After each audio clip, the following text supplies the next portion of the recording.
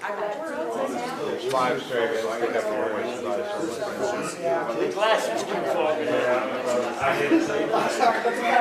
Hey, Frank, you gotta pull your glasses out. Pull your mask out. Yeah. Take them off, Danny. That's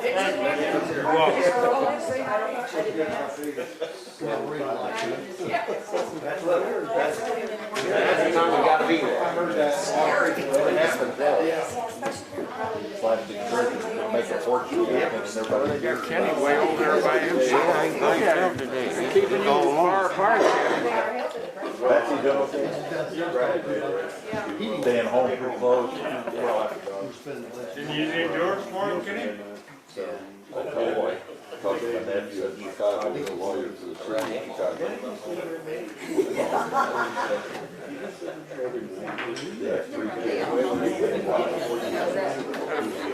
So far, that's the worst thing about what getting older. It's not banks out of the You got the same problem. Your boy dropped his bucket, a small bucket of beans on my finger the other day. I had it on a ledge with a planter, dropped it on there, and it peeled that skin. Hurt like crazy? Oh, yeah. Oh, yeah. Bled for a while. You know Kenny Tanner? Yeah, I know Kenny long time. He cut his finger almost down to the bone. You go by and he had it all bandaged. I said, you better not be waving it too many people. He got it cut down to the bone. They might have to, they did some surgery on it, put it back together. He was telling me how painful it was at the doctor's office. I said, no, I'm glad I almost wet my pants. I'm glad I went before I left town. One time I was working on a truck, trying to drive the kingpin out of the truck, and a piece of chisel went off about the size of a 22 slug and went in here and clear to the bone. I went to Dr. Bobby, that's down there, he said, we're gonna... Okay, I've got 9 o'clock. Let's call this meeting to order with the Pledge of Allegiance. Allegiance to the flag of the United States of America and to the republic for which it stands, one nation, under God, indivisible, with liberty and justice for all. Okay, we've dispensed with the prayer for this morning. Jessica, would you call the roll? Jim Arthur. Here. Earl Baker. Here. Kenny Barr. Here. Robert Bennett.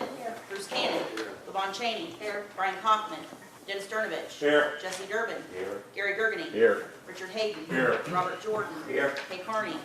Larry Lenz. Yes. Terry Metzger. Frank Mulholland. Yeah. Bobby Mormon. Here. Gary Patterson. Here. Robert Simpson. Here. David Swicks. Dale Weatherill. Present. Lynn Williams. Here. Okay. First order, this meeting is a special meeting, by the way. It's the first order of business today is David Fowler from CPA Weston Company. He's going to present the audit for fiscal year ending 2019. This would have been September 30th, 2019. This is the first chance any of us have had to see this audit. Typically, this is reviewed by the budget committee a week or two ahead of schedule. So, David, let's hear how the numbers fall. Okay. I'm going to take this mask off. That's okay for you guys during this, so you can hear me a little bit. First of all, I'd like to thank everybody for letting us have the opportunity to perform the audit this year. And I'd like to also thank the staff involved in it. There's a lot of information that goes into it. There's a lot of time involved in asking the staff members and management questions, having them prepare audit schedules, and providing and pulling and providing documentation for us. So I appreciate everybody's help with this and everybody's effort on it. Today I'm going to start out, go over 3 things. We're going to go over the audit requirements. I'm going to go over the makeup of the financial statements, and then kind of follow up with going over the report with a few items too. So first of all, why are we here? The state of Illinois requires all counties to be audited on an annual basis. The audit consists of a financial statement audit and a single audit or an audit of federal expenditures in here. So of that audit, we have three reports that are Weston Company's reports in here, and the rest of the information is information from management. To start out, just kind of want to go through the table of contents with you, and I'm not sure what's been done in the past, so I figured I'd just go through the table of contents and kind of give you a brief analysis of actually what's in the audit or financial statement report itself.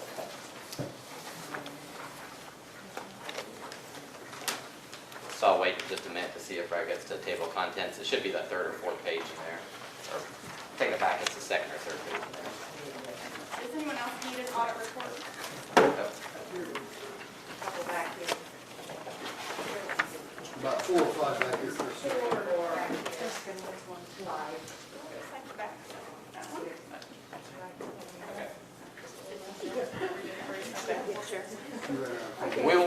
We will have more financial statements to come. We prepared enough pretty much for the board members and to management, and that's it.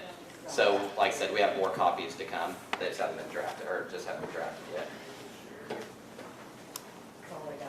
Okay, so the financial statements, they start out what's included in there.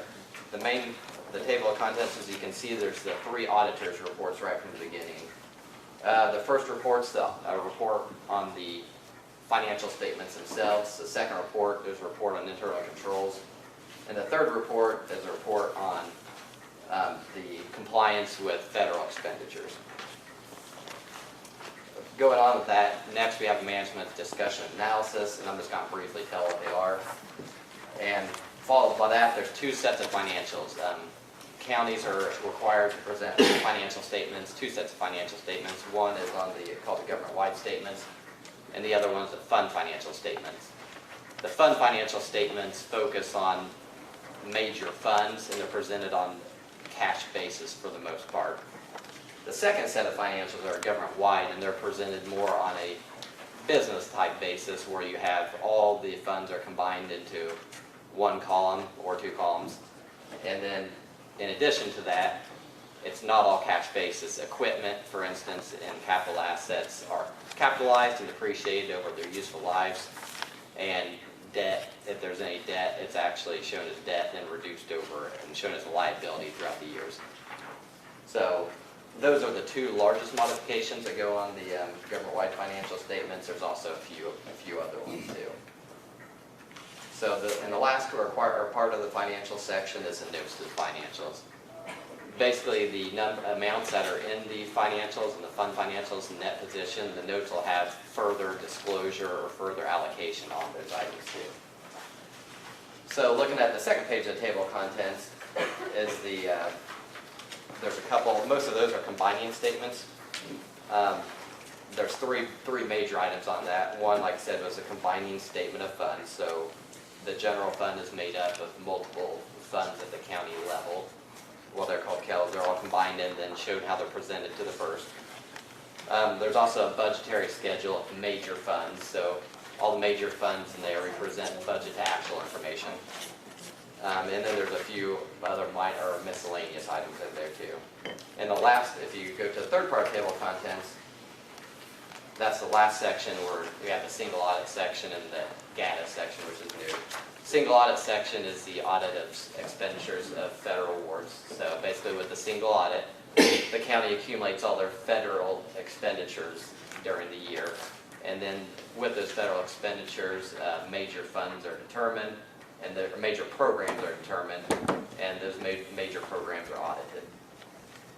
The last part is the GATA. GATA is the Grant Accountability and Transparency Act, which is new this year. I think last year was probably the first fiscal year it became new, and this year is the first year it has to be reported on by entities. So this is the first year you'll see that Grant Accountability and Transparency Act, which the report's called a Consolidated Year-End Financial Report, or the CEPR, and that's the first year I'll see that at the back of the reports. Basically, it's very similar to the schedule of expenditures of federal awards, which is in the single audit section, except for that instead of being federal expenditures, it's state expenditures. Okay, so that's just a rundown of what the table of contents show. So if everybody could turn to the independent auditors report, which is on page 1, 2, and 3. I want to start out with that. What page? Page 1, 2, and 3. It should be right after the table of contents.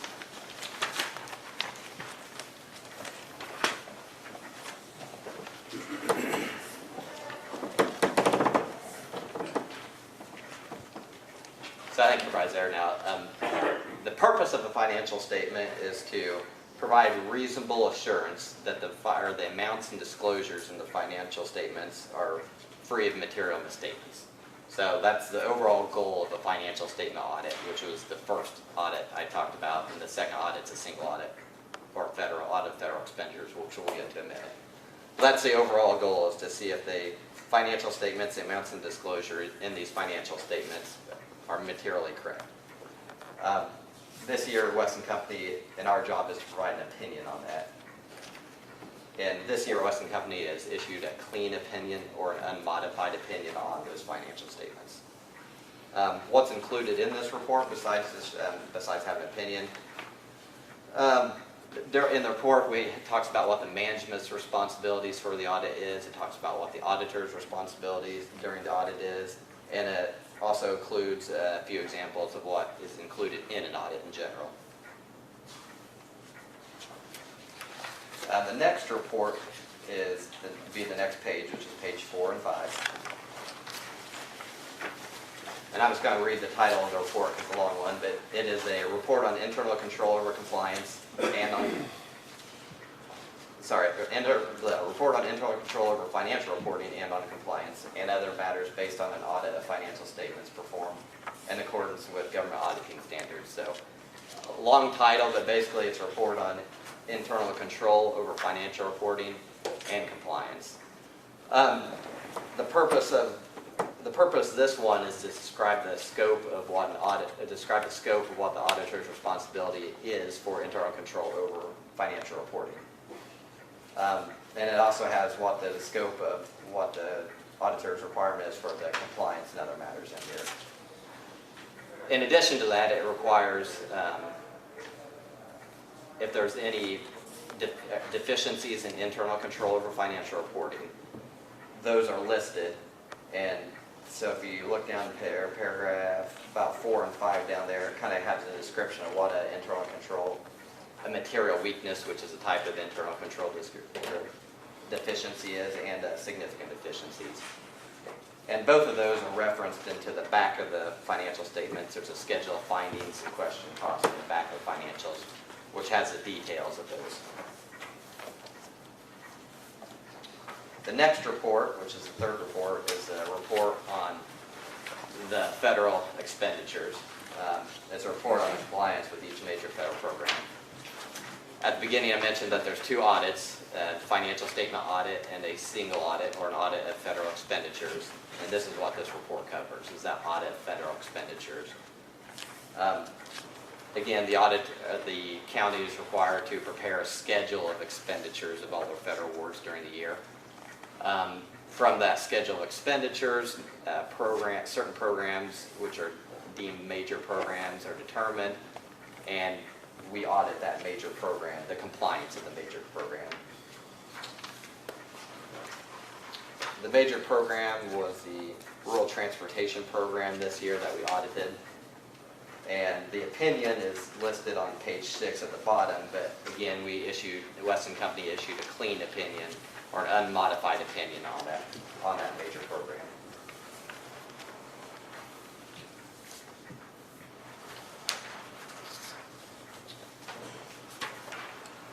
So to finish up I was going to go over a couple financial highlights, what happened during the year. And before I get into that, the packet that everybody should receive today is the audit report, or the audit report, which is included in the financial statements. This blue packet's financial statements. And you should have 2 letters. If you do, there's a problem with the printer, and there's a couple smudges on the letter, so there might be some people with 1 letter. We'll recopy them and send it when we send some more of these, so they'll be happening soon. So if you didn't receive 2 letters at the beginning, we'll give them to Jessica, and you can get them for her too. One of those letters is called a letter to governance, and it's about, included in there's a lot of items that happen with the audit, like the timing of the audit, the date of the engagement letter. Included if there's any waive journal entries are included, and the representations that we have to ask from management are on the back of it too. In addition, there's a management comment letter, In the one report letter, we talk about what's a internal control deficiency or financial reporting. If they're of a very inconsequential nature, that would go into management comment letter. If we had any recommendations or items, that would also go into the management comment letter. But those are the two letters that you should have along with the financial statements. How did we get those letters mailed to us? We're going to give them back to Jessica. I think we came up a few short, and so we're going to recopy a few of them. Yeah, I didn't get one. Did you get either letter? I haven't got anything from you guys since I met with you a year ago, Yeah. other than a few phone calls. Do you have the financial statements right here? You got that one? Here, I'll hand you these two real quick.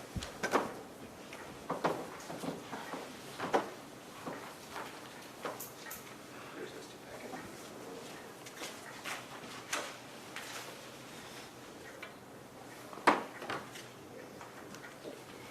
Okay, going over some of the major highlights that happened during the year.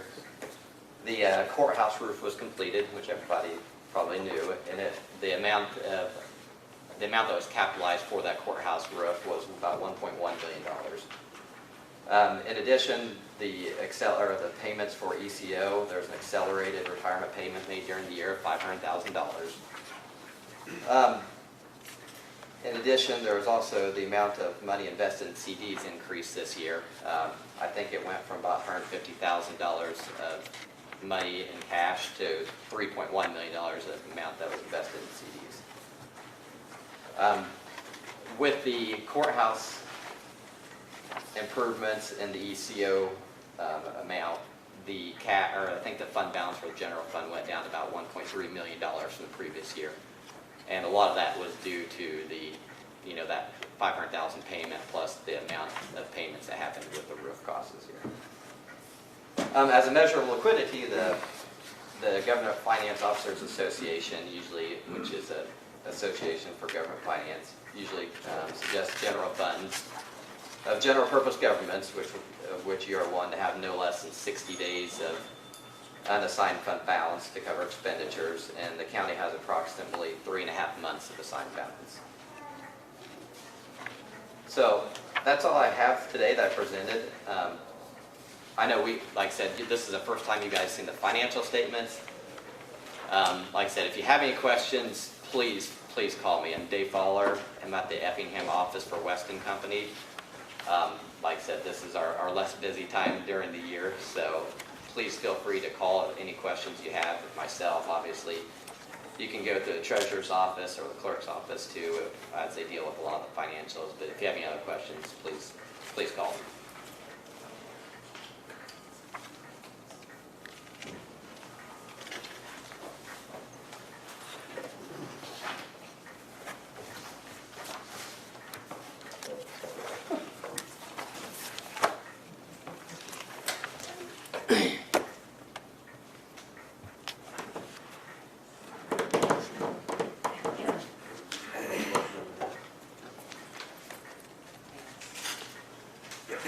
I'm sorry, go ahead, I'm busy reading these letters.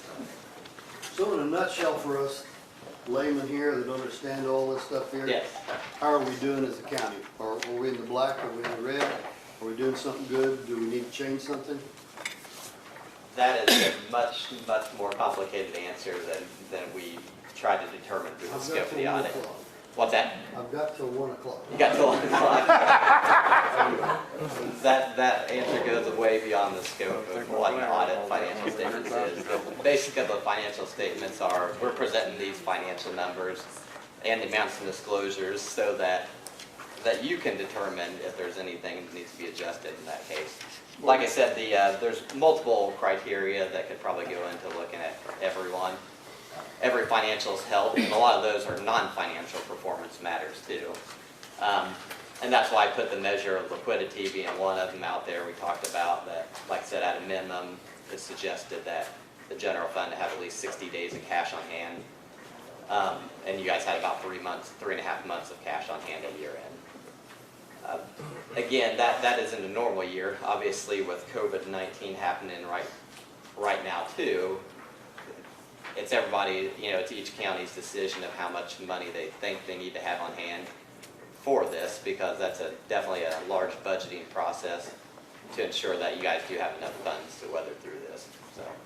And that's why it's a more complicated answer to determine, how much you actually, each individual county needs on hand. The reason why I asked that is because our committee's probably spent most of the money in the county. And, we want to be fair, responsible for what we're doing, so, we don't mind the criticism as long as you smile when you do it. Yeah, sure.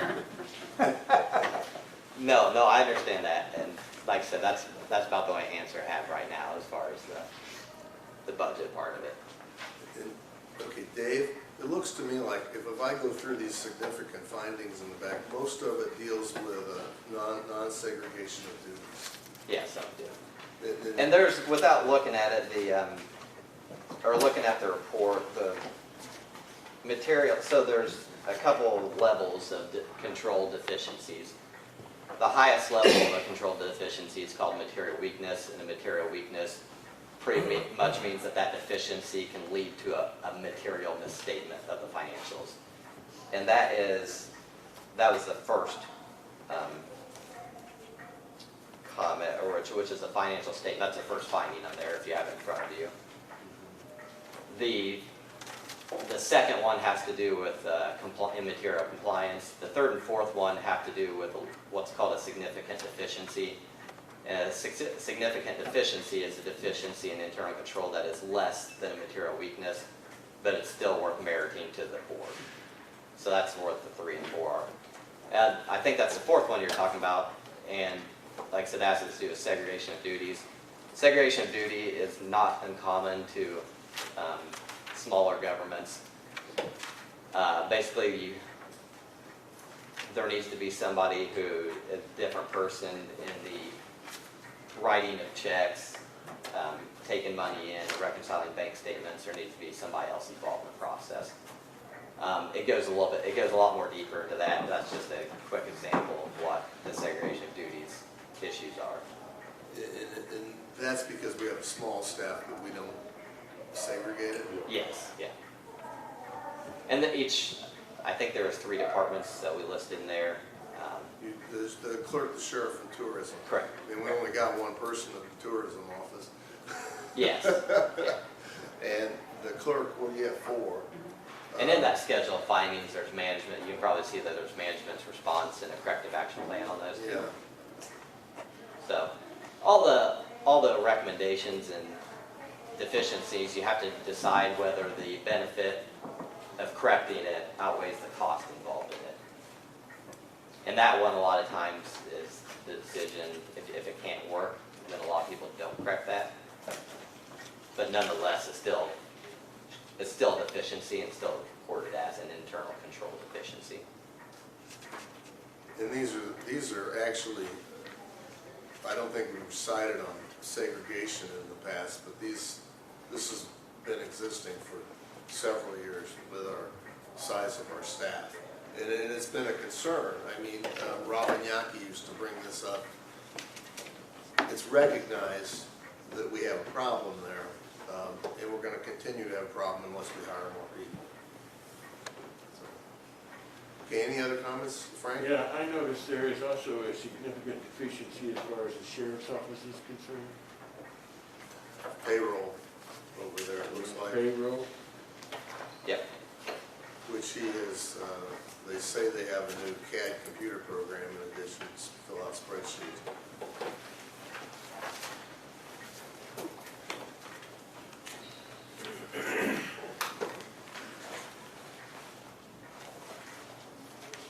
Yes, and do you have are you up to page 91?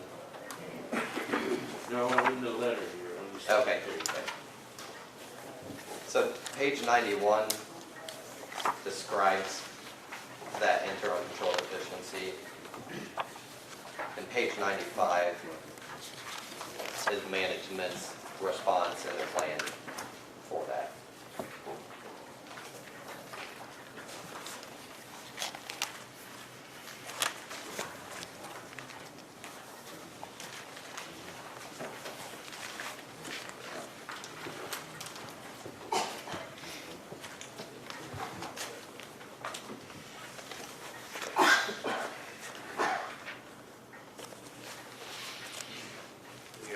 questions?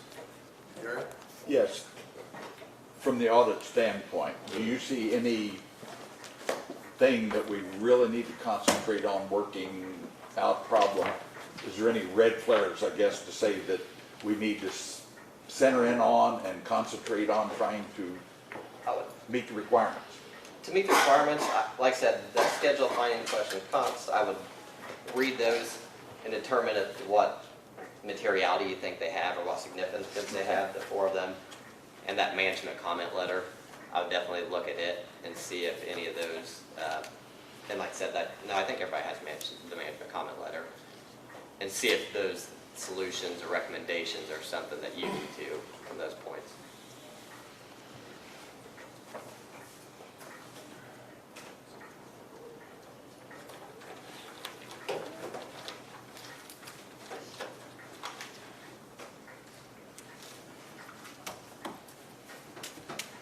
Okay. Any other questions? If none, do I have a motion to accept the audit as presented by Weston Company? I have Dale, and I have a second by Frank.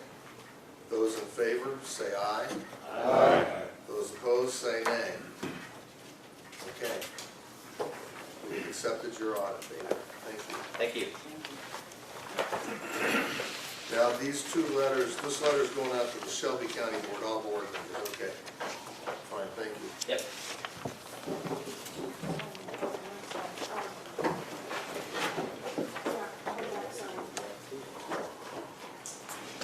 Frank, fees and salaries, compensation for elected officials, board of review, coroner, and circuit clerk.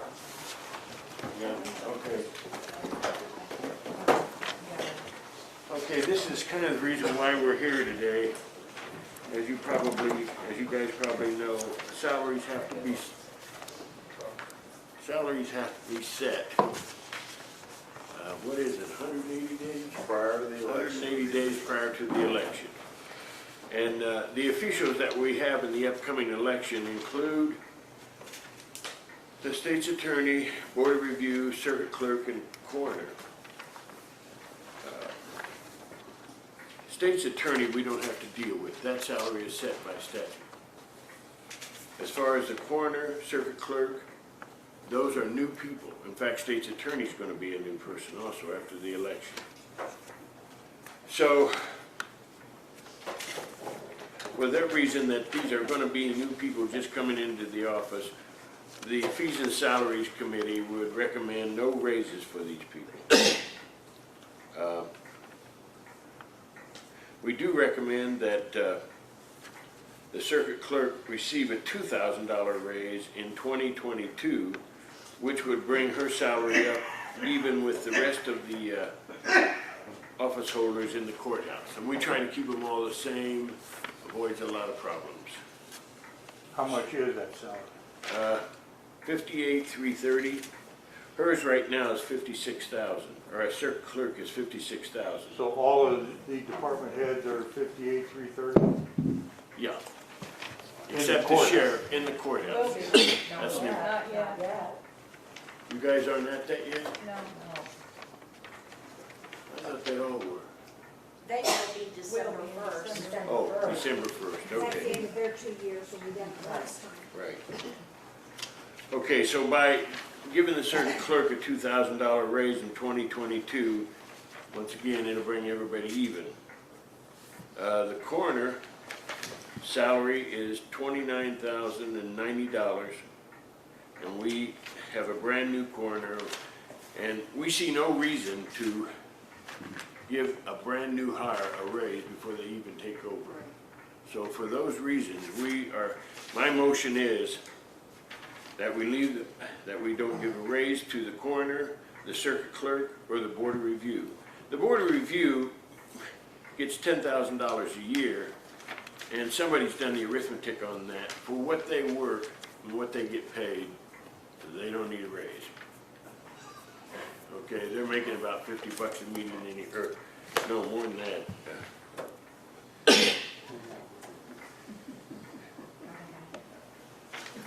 So that's my report. Okay, Okay, so we have a motion on the floor, is that correct, Frank? That's correct, yes. Except for 2 years. I'll second it. Okay. Second by Dale. Questions? Yes. That also included Jessica for 2022? No. It only involves these three people. Circuit clerk, which is Susan Arthur, not the clerk. Okay, thank you. Any other questions? Frank, on the board of review, is there anything in the statute that the state recommends, or is that set by population, or is it set by the county? It's set by the county, I believe, isn't it? As far as I know, it's set by us. It's set by the county, and like I said, if you do the arithmetic on that, they're doing pretty good right now. Okay. In fact, I'd almost say they're getting over. Gary? Does that mean everybody on the board of review gets the 10,000, or is there one person? No, they all They get each get the same 10,000. amount? Yes. Okay. There's three of them. We got Okay. raised, what about, probably 5-6 years ago or something like that, we raised them up from the 8 to 10. Okay, we have a motion and a second on the floor. Any other questions? If not, I'll call for a vote. Those in favor say aye. Aye. Those opposed say nay. Motion carries. Okay, where is our state's attorney? I think we're gonna go into a closed session at this point. Anybody who's not a board member and/or all elected officials other than Jessica can leave.